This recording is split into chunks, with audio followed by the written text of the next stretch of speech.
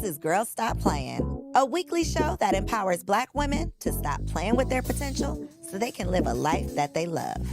I'm Koereyelle, your favorite homegirl, and I'm on a mission to help Black women make the money and get the honey. You can have it all as long as you're willing to work. Welcome back to another episode of the Girl Stop Playin podcast. It's your favorite homegirl, Koereyelle, here to encourage you to stop playing with your potential and start working for what you want in life and in love. You already know that I'm bringing you the information and the conversations to help you make the money and get the honey. You can have it all as long as you are willing to work. And you already know we got a working woman in the building. And baby, this has been a long time coming. We got my girl, the Shelah Marie, joining us. Hi. Hey, boo. Yes, come on, intro. Come on, intro. She was over here cracking up. I'm like, girl, let me try to do my little thug thizzle. Thank you for being here. Thank you for having me and being patient. We've been working on this for a minute. For a little minute. And now we're here. Listen, I believe in timing. I believe in things happening when they're meant to happen. So, I never stress those types of things.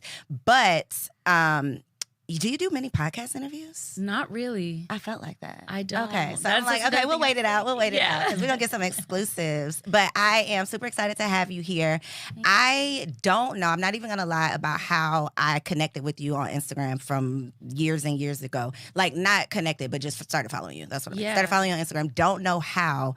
But we ended up doing the Black Love show together last year, and it was super dope to be able, because we had already connected, and then we ended up getting that opportunity together, and then we got to do it with our husbands, which is always cool. So I was excited to have that opportunity, and I'm always excited to share dope people on my platform. So thanks for being here. Like meets like. Yes. Okay, so for those who don't know, because most people, how do you feel like most people know you? As or from what? Depends where you know me from. Like, some people will know me through my husband. They'll be like, oh, that's Ace Hood wife. And then a lot of people will be like, that's that girl, she do some type of meditation. Or a lot of people think I do yoga. I teach yoga. I don't. Okay. They'll just know me online. They just know you online. And I feel like your vibe, I feel like they might see you, but your vibe is what like pulls people in. And one of the things that I just want to give you your flowers and let the people know, people always talk about consistency in real life versus on Instagram.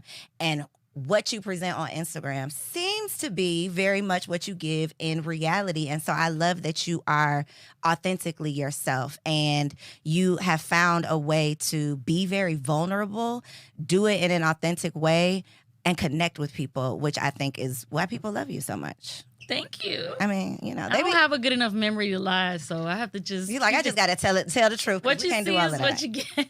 So I do think that the wellness part brings a lot of people in. How did you get into wellness, studying wellness, being interested in wellness? Like, what was your journey to... I come from a background where I had suffered from anxiety and depression and like low self-esteem for my whole life, really. And so in my 20s, I just was in this relationship, and it was a very abusive and toxic relationship. And there was just this moment where he did something that reminded me of my experience when I was younger. And I was like, oh my gosh, I'm dating my mom. Like, it's not my mom, but it's like my mom's energy in a different body. And I took that moment and I said, you know what? I don't know what I have to do, but whatever I have to do to not live this experience again through different people and different bodies, I'm going to do. So it was just that moment where I was like, I want to be in a healthy situation. I'm tired of feeling like these little down thoughts about myself. So I started meditation, and then my roommates brought me to yoga, and I was like, my favorite part was just laying down, shavasana. And I was like, okay, this is just meditation. And then it just grew from there. Started sharing my journey online in like 2016, and the rest is history. The rest is history. Baby, a man will have you tapping into that mental health, right? Going through these, but your mama too, because that's another point that we're going to talk about. I feel like our closest relationships do tell us a lot about who we are. Especially when it's the relationship, when we're talking about the maternal relationship. And I have had so many conversations about the mother wound and just mommy issues on the podcast, where I thought that I was unique. I thought I was out here special having my mommy issues. Yeah. But baby, I put these episodes out, and literally thousands of women are like, oh my God, I've never heard anybody talk like this. I've never been able to even verbalize my issues because There's so much shame behind it. There's never a safe space to talk about having issues with your mother. No. But put a pin in that, because I love that you took accountability and you realized in your relationship, you realized, okay, I'm the point of attraction for everything that's going on in my life. So if I don't figure this out right now, tomorrow I'm gonna meet somebody else that's gonna show up in a different body, but giving me the same energy. The fact that you were able to connect that to your mom, though, is big. I don't even think it was me. It was beyond me. It was like I had a flash. Like I was just there and he was talking, but like it just flashed. I was like 5 years old back in my house and I was like, okay, I get it. I get it now. I get it. You can see the dots. I do want to comment though on accountability. I think that there's a lot of talk about accountability. Like if you're a Black woman, you cannot go one day without hearing accountability online and somebody is telling you need to take more accountability.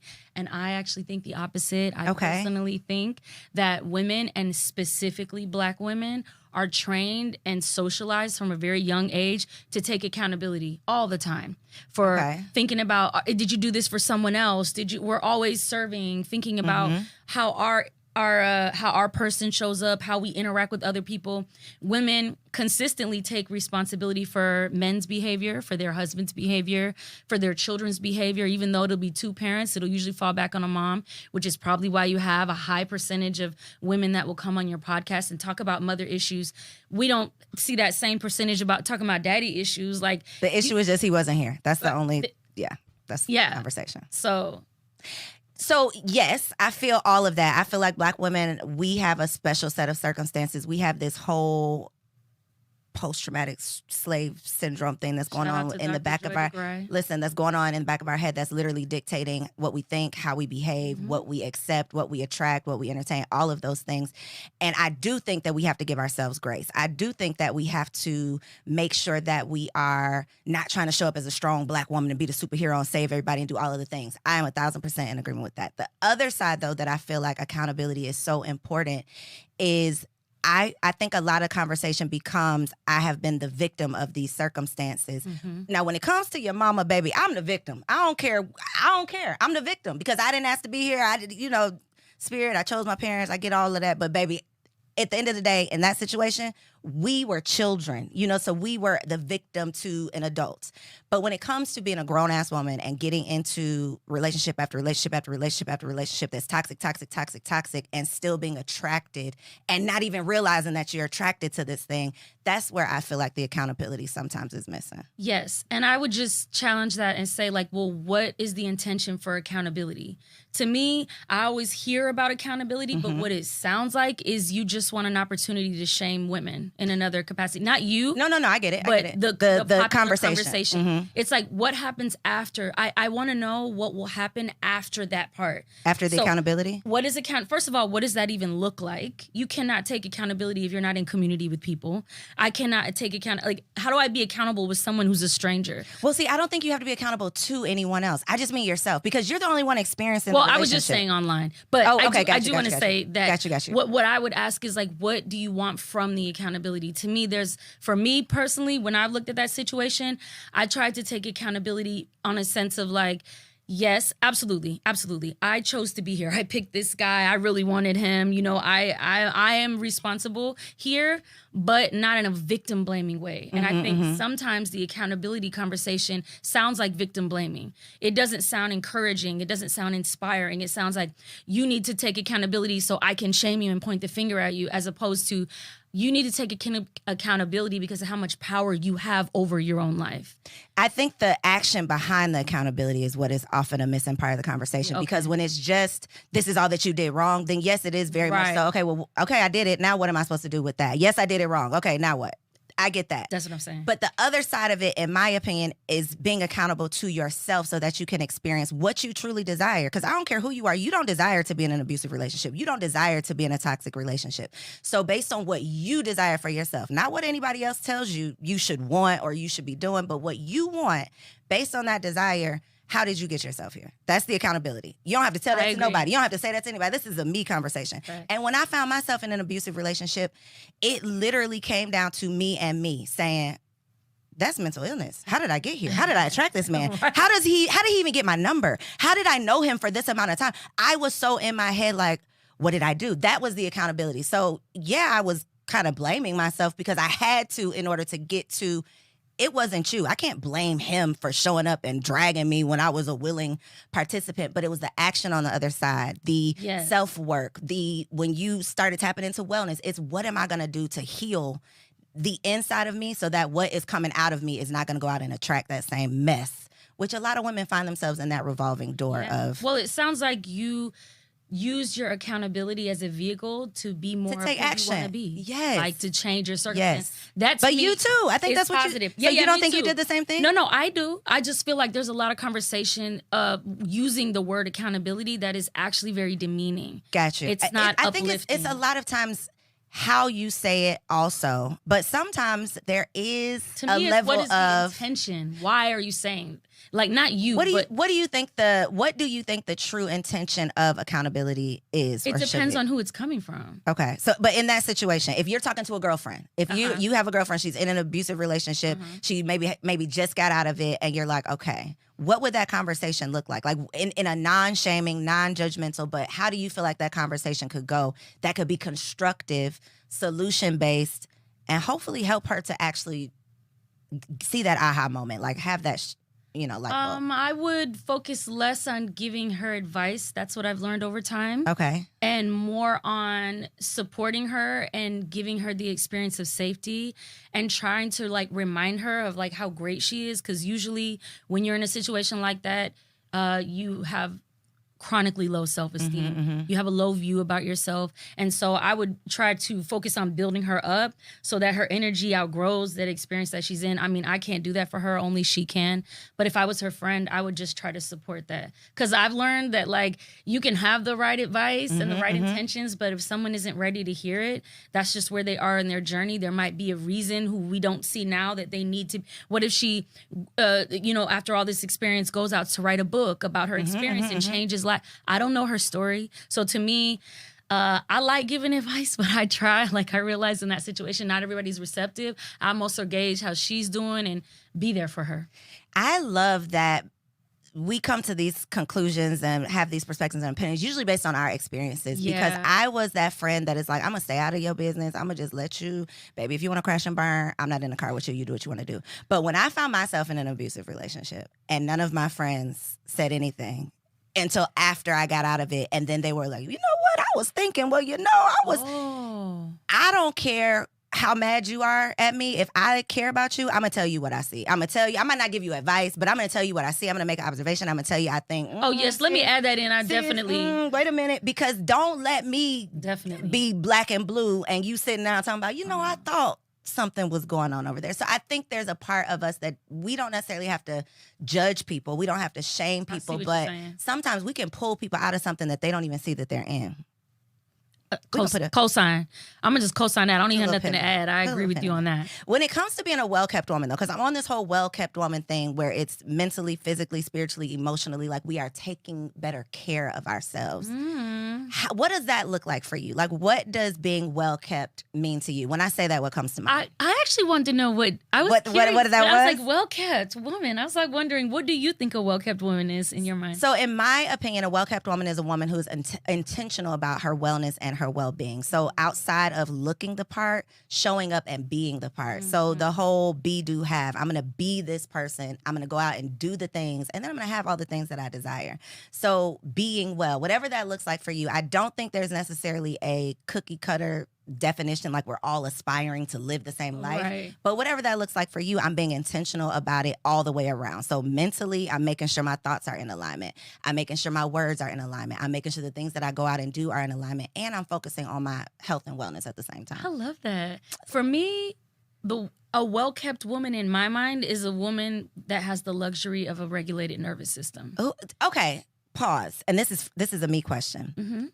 Explain regulated nervous system, because I've seen this term so much and I'm like, I think I get it, but for people who are like me and like, what does that mean? Well, your nervous system is connected to your triggers. It's connected to your automatic responses, that ancient part of our lizard brain. And so to me, when your nervous system is dysregulated, you're going to be reactive. Okay. You're going to be constantly on edge. You might find yourself acting in ways that you feel like are not towards your highest good. Why did I respond like that? Why did I say that? I couldn't control you can't control myself. I'm just you're out of whack. To me, you don't have a sense of alignment and control over how you react to things. To me, a regulated nervous system means I can be calm when I want to. I know how to I don't like the word control. I don't like to use the phrase control your emotions, but I know how to be in touch with them. Manage them. You can, I can manage say, them. oh, that triggered me.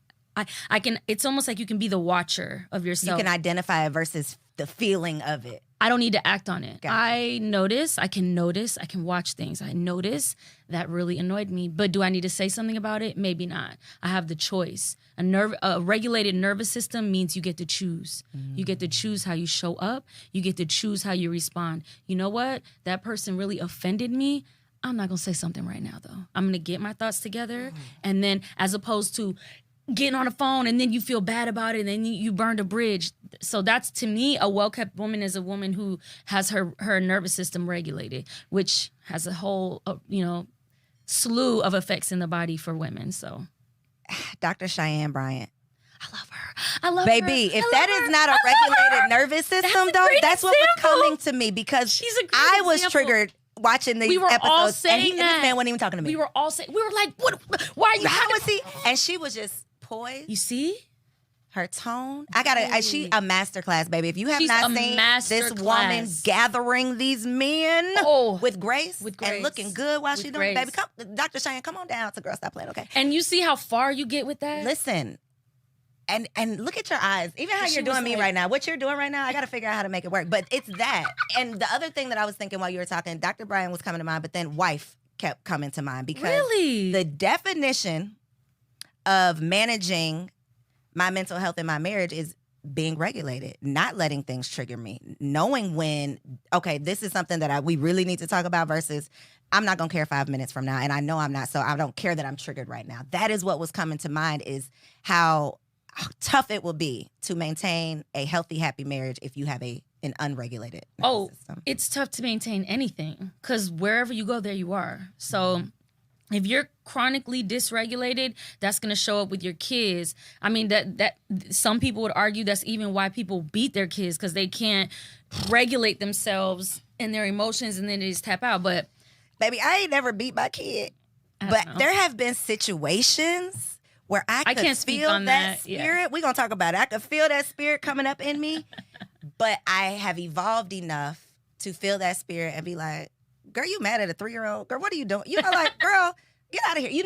But a lot of people don't stop there. They do whatever comes from that anger, and then to your point, they become abusive. Well, you brought up post-traumatic slave syndrome, and a lot of us have generations of unresolved trauma that's passed down, and I'm sure you know of epigenetics. If you're a woman like me. What your grandmama was going through, baby, it's coming through. Right, That's crazy. Like in my case, my grandmother was also had anxiety, and then you got her cells, and she's carrying my mom, who already has all her cells that are going to create me. So I got the experience of anxiety in my grandmother's body, then in my mom's body her whole life, then in her womb, and then I came out and had the experience and the conditioning from seeing it every day. And it's like, I wonder why I'm anxious. Some of it's not even ours. Most of it, I would argue, is not and that's ours. About unruly. That's my whole book is about that. It's like this story I heard. I don't even know where I heard this story, but this guy, his wife, she was making some type of loaf, and she just cut the ends off of it. Yep. And go ahead. Yeah, she cut the ends off of it, and she's like, oh, this is just how my mom does it. And then one day for a holiday, they went to her mother's house, and she was making a roast, and she didn't cut the ends off of it. And the daughter was like, wait a minute, I thought we were supposed to cut the ends off of it. She's like, oh, that's just when we didn't have the right pans.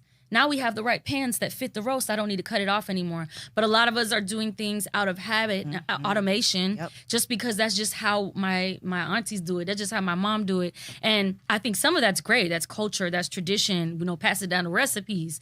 But some of it is not towards your highest good. Like, at least if you've not had a curious investigation with it, you're just taking it on and you're performing things. Like, I come from the theater world, so I think about life like a performance, but you're just performing a role, a script that somebody gave to you, as opposed to being like, do I like these words? Do I like this scene? Is this where I want to be? Yes, that to me, so many women, I don't know if this is a man thing, but so many women find ourselves in circumstances that other people got us into, based on what our mama said we should do, based on what the choices our best friend made, based on how we, like based on things that are outside of ourselves. We literally let other people dictate our destiny just based on their opinions, their doubts, their fears. So many parents raise their kids based on their fears, or based on what happened to them, based on what didn't work out for them, based on what they're triggered by.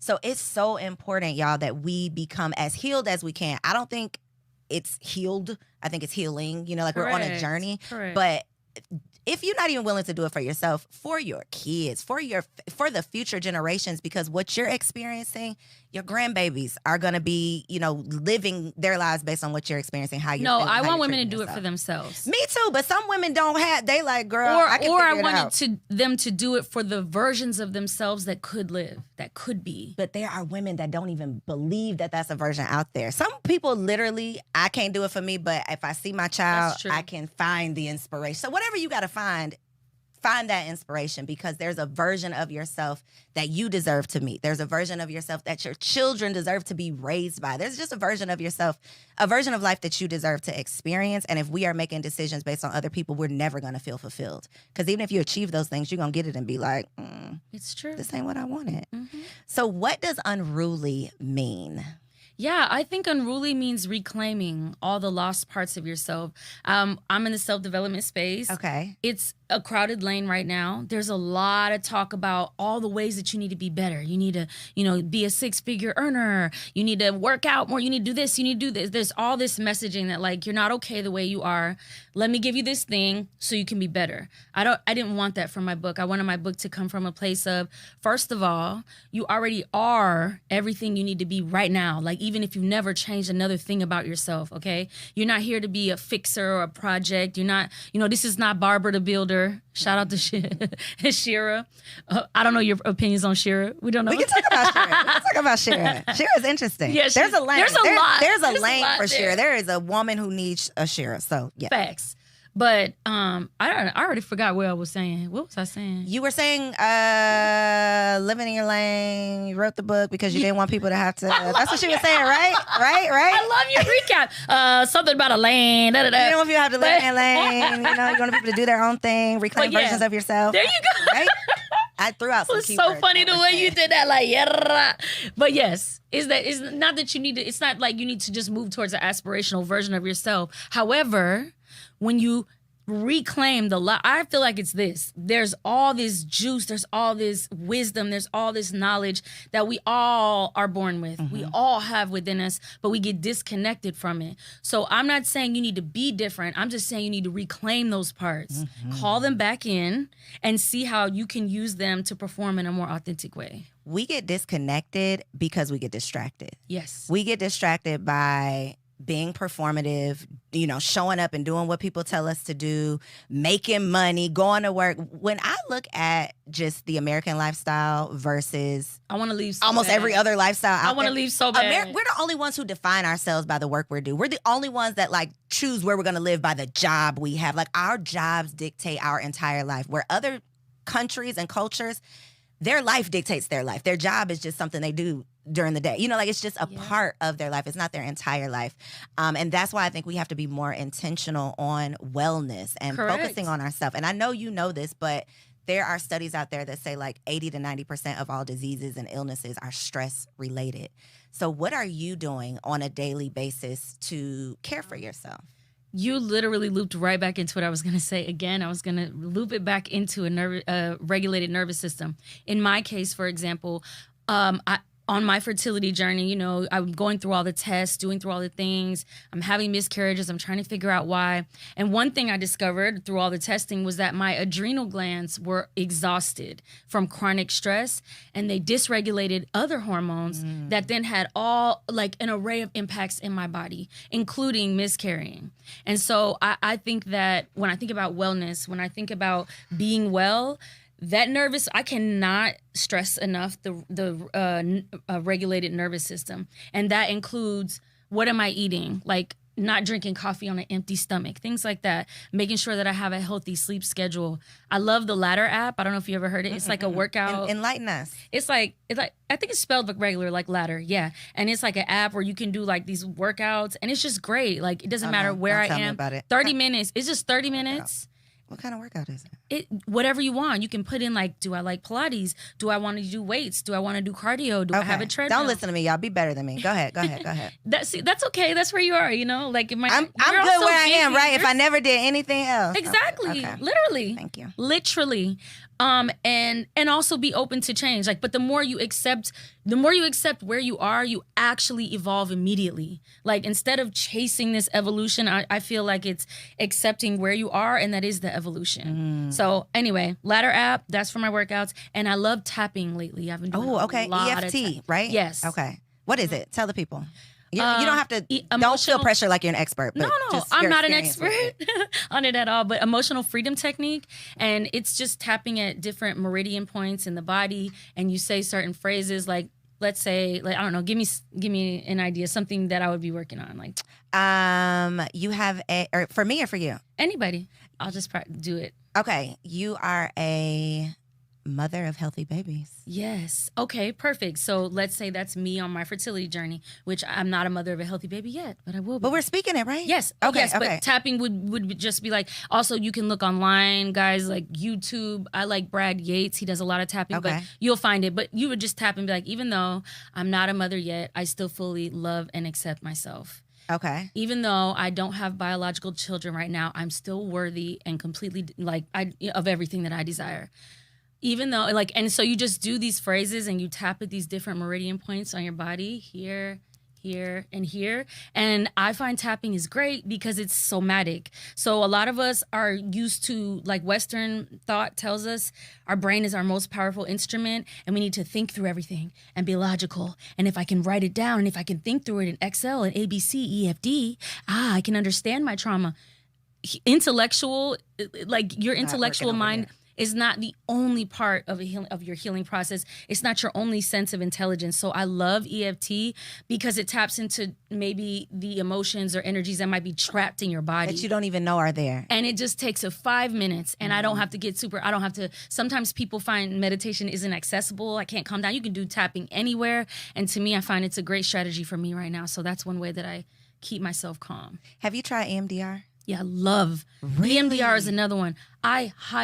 One reason that I recommend EMDR is...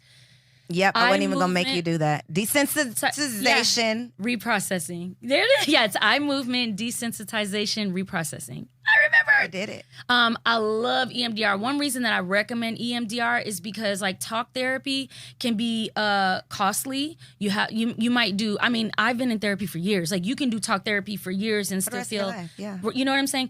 EMDR, I ain't gonna hold you. You can do 4 sessions and see actual measured change. It's the same idea. It's a somatic practice where you work on reprocessing. That's why it's reprocessing. So you take a traumatic memory and you reprocess it and activating your left and right brain. It's a therapist has to guide you. I don't think you should start out EMDR on your own. Highly, 10 out of 10. 10 out of 10. Okay. So that's another confirmation because I feel like when these things just come up, I can't even say I've been wanting to try it. I actually made an appointment, went to the office, and the therapist ended up getting sick. And I'm like, I'm such a big, is this a sign? Does this mean me too. I was like, ugh. But I've literally had 3 people. You're the 3rd person since that appointment that's like 10 out of 10 got to do it. So if you do it, let me know how it goes. Okay, I'll do that. It's way less, to me, scary than maybe talk therapy. Because it's not as, I mean, I don't know, but I would imagine it's not as vulnerable because you're not talking as much as you would in regular talk therapy, right? You're still vulnerable because you're working from a traumatic memory, but I would say it's less in-depth talking about it. Like, it's like you just tell what happened, and then she asks you, like, on a scale of 1 to 10, how intense do you feel in your body? Okay, great, let's do a round. Like, before you even get a chance, you're like, oh, I'm just doing a round. You're following the eyes, and then she'll ask you again, on a scale of 1 to 10 now, how strongly do you feel it? Do you have anybody in your life that thinks you're crazy? Because of all of the things? Well, actually, no. Okay. Because does that mean part of my wellness is that I don't consistently keep myself around people who are going to dismiss me, minimize me, or challenge me, or are committed to misunderstanding me. So actually, I'm surrounded by the witches. You know, I'm surrounded with, hey, where my broom at? Yeah. You know, I'm surrounded by the women who are healing through nature and doing nudist retreats and nudist retreats. You been to one? I hosted one. That was my first retreat. I didn't. Girl, that was not on my notes. Wait a minute. It was you a hosted mistake. a nudist retreat? Well, it wasn't. Yes, and it was my favorite, and I actually wish I could do it again. If I could, I would do them more. But I just get. I don't know. I'm a little bit more. I'm sorry. Now, wait. I don't know. Wait. How did you accidentally host a nudist retreat? Was this a women only? Was it what girl? Women only. So. Yes, go ahead. Okay, it was magnificent. What? I love it. That's a whole, again, where you ask me, do I, no, I don't, because like my people are people who are your people are your people. Yeah. So what happened was we were co-producing a retreat with another group and they recommended this place and they were like, oh, it's clothing optional. There's a side of the resort that's, you can be nude if you want to. So I just thought, oh, okay, we'll mostly just stay on the side that's not. But then I got there and I was like, oh, it's a little like more intense than I thought. And everybody chose to be on the nude side. Even we didn't have to be. Like, you could choose. And, like, the first night, it was almost 100 of us, and we were all in the nude side. And everybody was like, oh, my God, your C-section scar is so cute. And look at your piercing. Stop playing with me. Oh, my God, you look amazing. Like, I've never felt more free in my life than that moment. Nobody was worried about what they have on, their clothes, what they look like, their weight, cellulite, none of that. Because when you get in a room full of, like, that many women, you just see, like, everybody's bodies are so different. It was so freeing. We were running in the ocean naked. It was beautiful. Girl, I be at the Jeju like this, looking around. Exactly. Like, oh my God, and the ladies why? walking naked in the. I don't know. I'm a weirdo. All this shame. Maybe I need to You're work not through a this weirdo. EMDR. Maybe I need to work through it. But baby, I would have showed up. You're in a world that tells you Shelah, should be ashamed. I would have of showed your up to your retreat and got right on my line, like, baby, I didn't get down to this hotel. That's what you down think. Here. That's what you think. Wow. That's what you think. And it was a transformational You would have been in that pool experience. too. Girl, I would have just, oh, wow. I would have been unruly. Because like the environment, like my retreats are so special and I am so proud of this. We are adamant and uncompromising in creating a certain energetic experience. And those are the people who are attracted to you, I'm sure. Yeah. Those type of women are the ones. Have you ever had anybody that didn't get in line? Or no, you just haven't even had to deal with that? Yes. Yeah. I could tell by how your eyes was rolling up. She got something right here. Okay. Yes. Okay. Just and if that's the case, I have to uninvite that person, or I have to, because I just can't compromise the group and the integrity of the group. Well, I asked about people thinking that you're crazy, not necessarily your friends, because we select those people. Oh, but people outside, like your family, like your family. Oh yeah, they all think I'm crazy. Crazy one that she always doing this, and she over there doing that. Well, everybody in my family crazy, child. So I'm just a different flavor. We're already everybody got something. My flavor is Shelah be doing all that weird, girl. What is that? But I think just kind of comes along with it. People just know that that's me, and it is what it is, and I'm glad, because I wouldn't want to be normal, because what is that even? Like, I don't know. I just want to be me. Be yourself. Yeah. Yourself is pretty dope. Thanks. When it comes to the healing journey, I be going to all the therapy. I be having great conversations like this. I be reading the books, listening to the audiobooks, learning how to, I guess, regulate my nervous system. Mm-hmm. But then I'll get triggered. That's okay.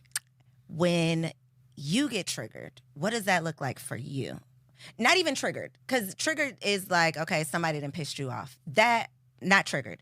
When you're dealing with something, and you could be a God-fearing woman, you could be religious, you could have a spiritual connection, you could have all the faith in the world. But then life throws you a curveball that's like, oh, that wasn't on my bingo card. Or, oh, God, I thought I was your girl. In those moments, how do you respond? You know what? I think I felt like that, like, after my second miscarriage. I was like, really? That's how you feel, God? Like, wow. Like, really? Wow. Like, what did I do? Like, dang, I thought we was, I never thought you would. Like, literally, that is the last experience.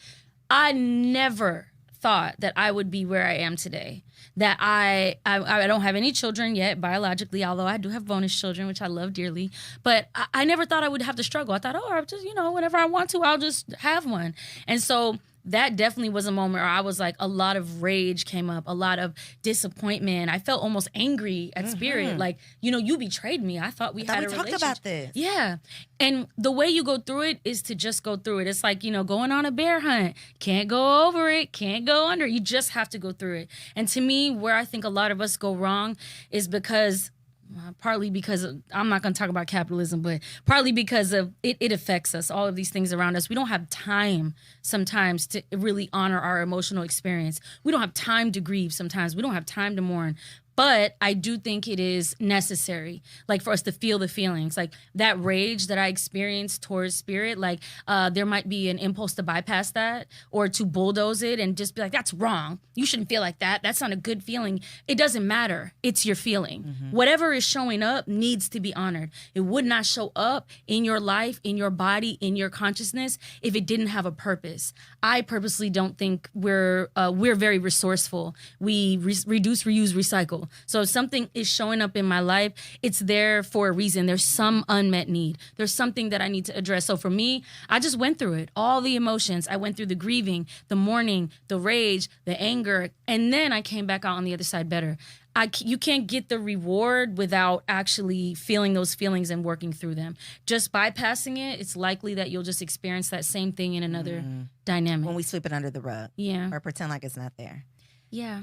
I honor it. It's a part of me. I first want to just offer you my condolences I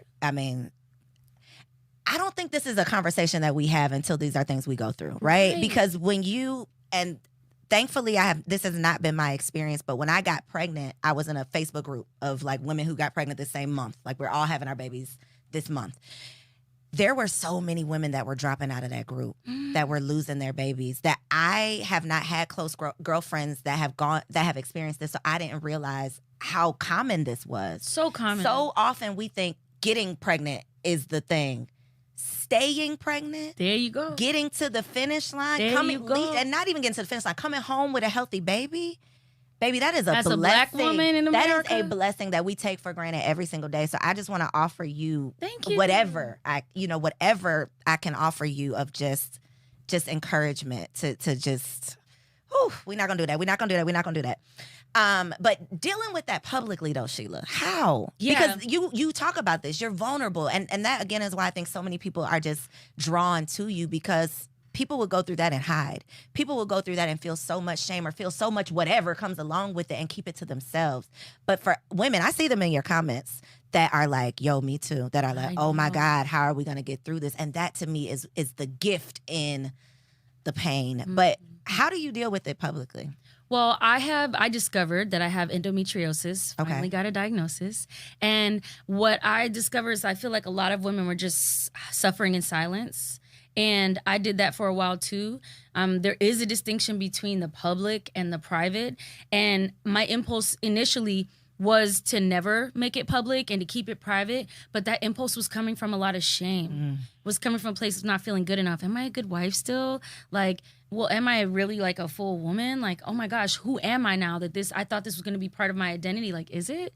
I don't know. So I think if I could give any advice from what I've learned about being public online for almost a decade now, is that it's okay to take some things from private to the public, but I think you need to give space for yourself to move through the experience, to see how you want to share that private experience publicly. Because what I did in the beginning, I mean, I was learning, millennials, we kind of grew up online and started sharing. We're the first ones telling all our family business. And what I learned in the beginning was where I went wrong in the past was having an experience and having a private experience and immediately making it public.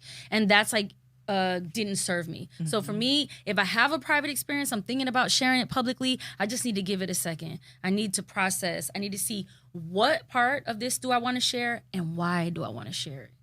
And so when it came to my fertility journey, I knew that I wanted to share this thing that was happening. And the reason is because I wanted other women who, in that experience to feel like they are not alone.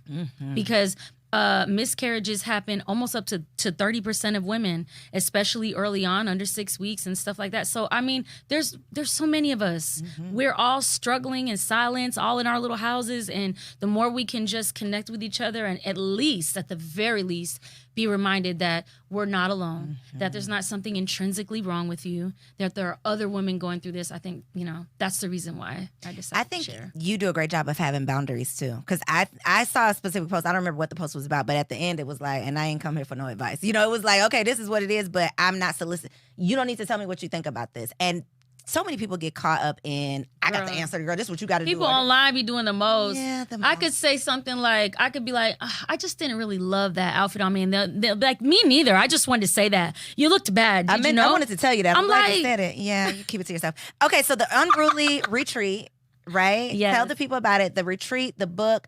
Y'all getting naked at the next one. What's going on? No, we're not.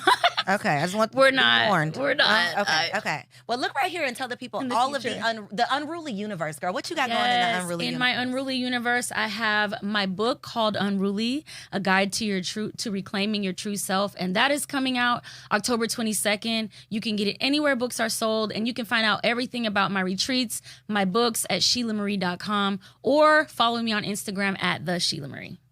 I have enjoyed this conversation. It was a long time coming. I knew it was going to be worth the wait. It was so worth it, though. Listen, if you have enjoyed this episode, comment down below and let me know what you liked. Share this with a friend. Subscribe to the channel. And if you are trying to live that well-kept life, I created a free community for well-kept women just like you. So check the show notes down below, and I'll see you inside.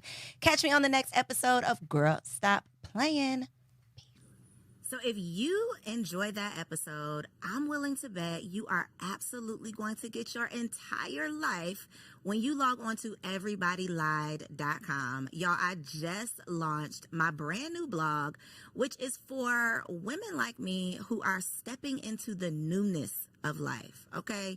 Your girl got engaged, got pregnant, got married, and became a mom all in less than a year, and life came at me fast. As life was life, and I realized that a lot of the things that I had been led to believe were a lie. Survey says that was a lie. And so I am sharing all of my lessons learned and what I have discovered to be the truth, along with some resources on my new blog, everybodylied.com. Come on over if you are a woman who is experiencing the newness of life. I'll see you there.